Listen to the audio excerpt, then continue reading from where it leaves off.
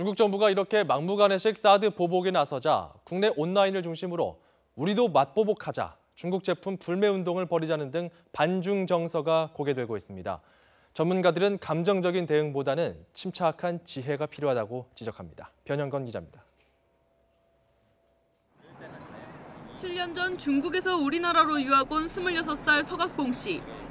1년에 1,000만 원 넘는 돈을 쓰며 목표인 아시아 전문가를 향해 차곡차곡 과정을 밟고 있지만 최근 사드 배치 문제로 한중 관계가 얼어붙으면서 걱정이 이만저만이 아닙니다. 다양한 일을 해야 되는 상황에서 여러 가지 사회 문제가 생길 수 있다는 그런 우려가 있습니다. 코리안 드림을 꿈꾸며 지난해 4월 한국 땅을 밟은 리진지 씨도 마음 졸이는 건 마찬가지. 한국 생활에 만족하고 있지만 중국의 보복 조치에 한국 정부도 자칫 똑같이 대응하지 않을까 고민이 큽니다. 한국 와서 일하는 것도 좀 어려워지지 않나. 중국 제재가 심해진 이후 이곳 명동거리에는 중국인 관광객은 물론 중국 간판도 눈에 띄게 줄었습니다. 실제 시민들은 중국 정부의 보복 조치에 대해 어이가 없다는 반응이 많습니다. 너무 일방적이라고 생각해요. 어떤 대화나 타협의 여지도 없이.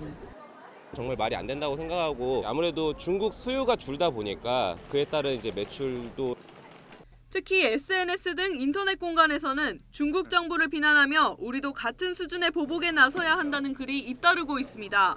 중국 여행을 가지 말자는 의견부터 중국산 제품 불매 운동을 벌이자는 주장까지 터져나옵니다.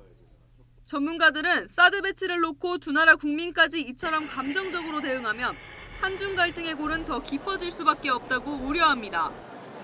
경제적으로는 우리가 어느 정도 타격을 입을 것 같고요. 한중 관계의 폭과 깊이가 상당히 안 좋아질 것 같아요. 자존심만 세울 경우 두 나라 모두 출혈이 클 수밖에 없는 만큼 두 나라 정부와 국민 모두 침착하게 지혜를 모아야 할 시점이라는 지적입니다. YTN 변현건입니다.